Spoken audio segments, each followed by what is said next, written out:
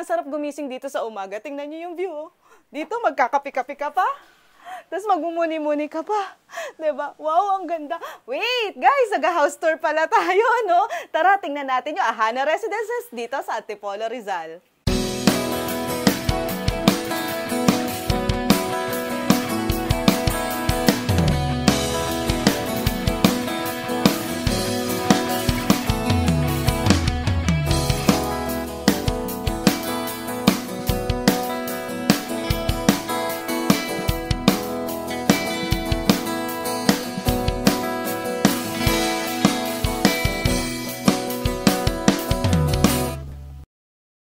Guys, welcome sa Hope for the Dreamers. Guys, nandito ako ngayon sa Ahana Residence dito sa Antipolo, Rizal. Actually, itong property na itutur natin, ito yung Deluxe A ng Ahana. So, ito yung pinakamaliit na property. So, sa likod natin, nandito yung kanilang carport. So, 2 carport ang lahat ng unit dito sa Ahana Residences. Kung makikita nyo naman, no, kayang-kaya pa yung isang sasakyan dito. Then yung kotse namin, dito yung ating water. Tapos yung electricity nandito. Kung kayo, mga electric vehicles, no. Pasukin natin. Pagpasok natin, guys, metal yung door niya. So, itong mga deluxe unit ni Ahana ay meron siyang basic and premium finish. So, yung mga basic finish, ipo-point out na lang natin, no, sa house tour kapag nadaanan natin. So, pagpasok natin dito, guys, ang ganda ng layout. Very decent yung layout niya. Nandito yung living area. Ilan ang kasya? Mga 2 to 3 to 4. Tapos, meron ka ditong lounge, accent chair. Ayan.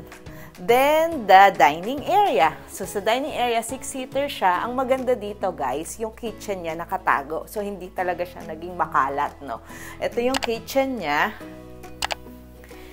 Sa mga basic finish, guys, ay naka-porcelain tiles siya. Pero sa premium finish natin is granite tiles na. So, yung mga basic finish, ito lang ilalim yung kasama na cabinet. Then, sa premium finish ay kasama na tong overhead. Yan. So, yan yung itsura ng kanyang kitchen, no? Maganda to, nakatago. Tapos dito sa ground floor, guys, ay makikita nyo, meron tong view, yung kitchen natin, ng garden. Diba? So, habang naguhugas ka ng pinggan dito, hindi ka naboboring. Mayroon kang view, diba? Tara, pasukin natin yung garden. Yung garden. Guys, ang ganda nung layout talaga nitong deluxe unit ni Ahana. So, yung garden natin, wow, ganito. Actually, service area to. Tapos, eto yung garden na pwede nyo paggawang swimming pool. Diba? Pero hindi ganito kalaki yung ibang mga lots, no? So, depende pa rin sa lots na makukuha nyo. Pero may garden siya sa likod. Ganda, lagyan nyo ng swimming pool. Napaka-private. Then, dito naman sa loob, yung ating toilet and bath. Tingnan natin yung toilet and bath. So, sa toilet and bath, guys, ito siya. Ay, actually, powder room pala siya. Ay, hindi. Toilet and bath nga. Hindi lang kita. Ito. So, isa pa sa mga basic finish niyaan is 1 layer lang yung tiles. Pero kapag premium finish yan, meron na siyang floor-to-ceiling tiles. At the same time, yung ceiling natin, expose yung sa mga basic finish. Pero dito sa premium finish ay meron na siyang FISEB board. Akyat tayo sa... Ay, ito yung diba? Yung lagi ko sinasabi sa mga tailor-made property, nandito yung mga TV's entertainment natin. Hindi siya nakaharang, nakalubog. Tara, akyatin natin.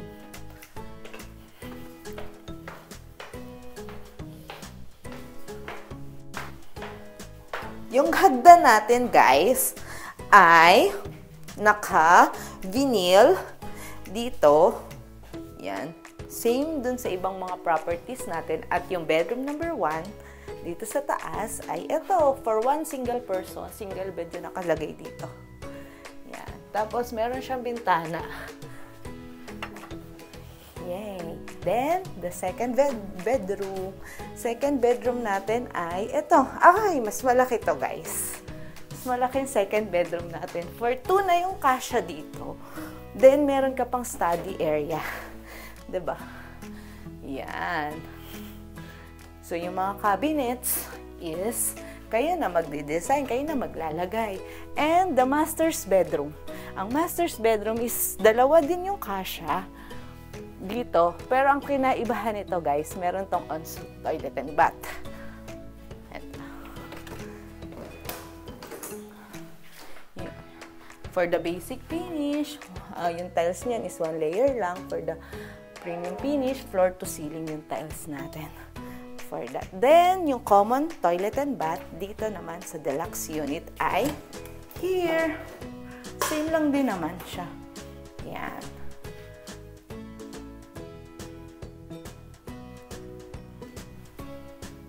Actually, guys, ito palang bedroom natin ay, ito yung view. Yan. Ito lang yung nabubuksan, mga naka-fix to. Bubuksan niya. Yan. Diyan ilalagay yung mga servicing ng aircon. Yun guys. Ito ang deluxe unit ng Ahana Townhouses. Ngayon guys, tingnan naman natin yung 3-story dito naman sa Ahana. Ito naman ako ngayon sa 3-story na townhouse dito sa Ahana Residences. Guys, kung makikita nyo, 3 siyang palapag. Ang maganda dito, guys, yung kanyang aircon, no, nakatabi. Hindi nakikita. Tapos naging accent na rin yung kanyang mga yung mga grills, yan. So ngayon is nandito yung 2 carport. So ito yung isang sasakyan namin. Tapos dito, kasya pa naman yung isa, diba? Then nandito yung water and the electricity. Yan, para sa mga e-vehicles natin, yan, mga vacuums, kung magka-car wash, pasukin natin yung 3-story, no?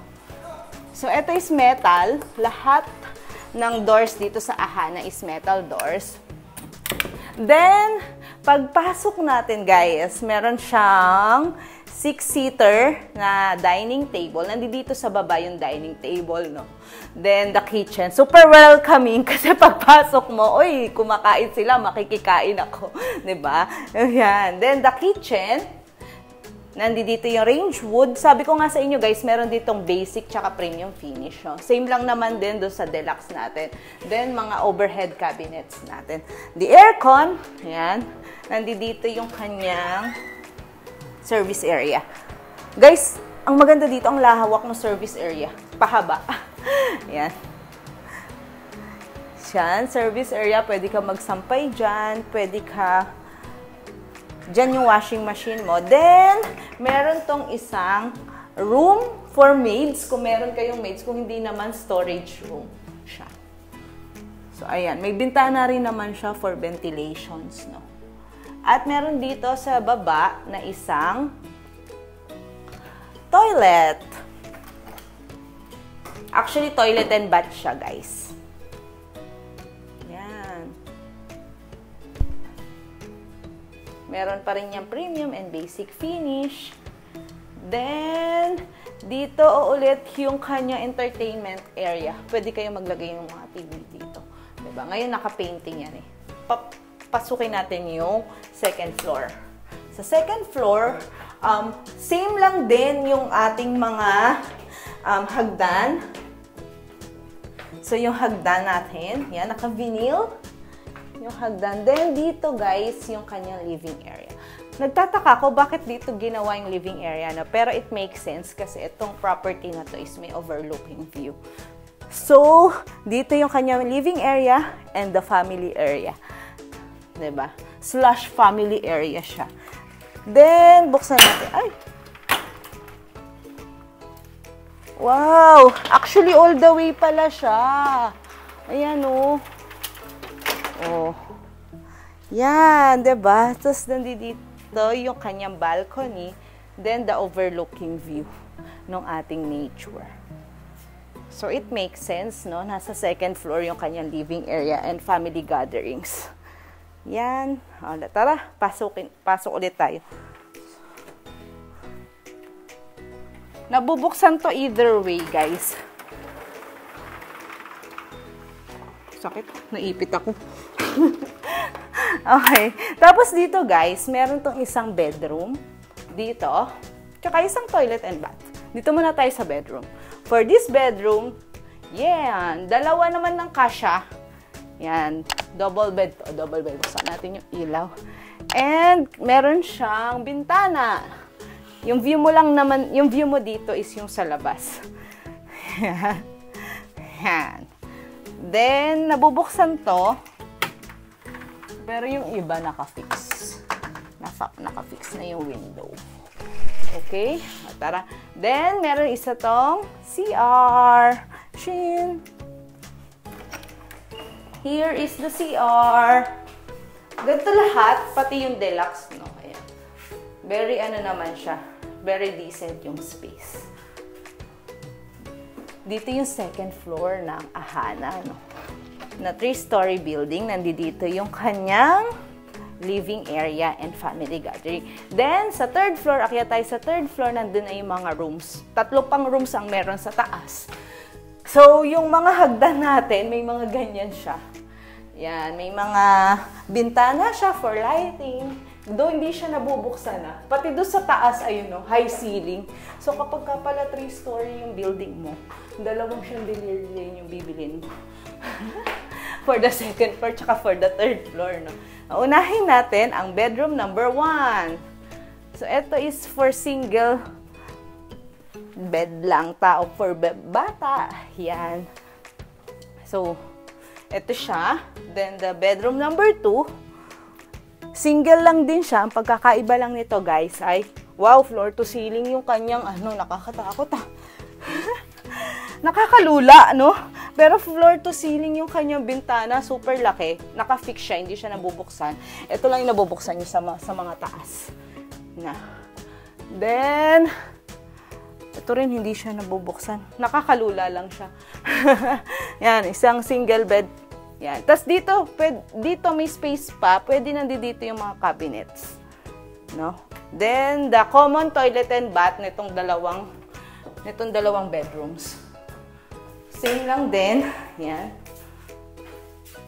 Pagka premium, floor to tiles ang tiles nitong CR. Pero kapag hindi, pag basic lang, 1-layer tiles lang yan. Okay? Yan. And the master's bedroom. Ito yung master's bedroom niya, guys. So, dalawa yung kasya na tao, syempre, kasi master's bedroom to. Then, meron kang space dito for the entertainment. Diyan. Tapos, if gawin mong mga cabinets, then, kaya siya master's bedroom, meron siyang sarili niyang toilet and bath. Yan. Medyo maano lang. Medyo madilim lang kasi walang ilaw. And, kaya rin siya master's bedroom kasi meron siyang nabubuksan na balcony. Ganon din, guys. All through way. Three-way, to. Oh. Yan.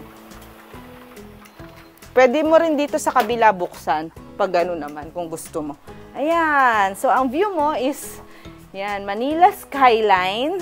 Tapos, ayun yung amenities na gagawin dito. Guys, ang ganda ng mga amenities, no? Pero hindi pa kasi tapos. Ayun siya, oh. Yan. So, sa likod mo, yung amenities. Ang ganda, no? Ang sarap gumising na ganitong overlooking yung view mo. Tapos, guys, may isa pa ditong,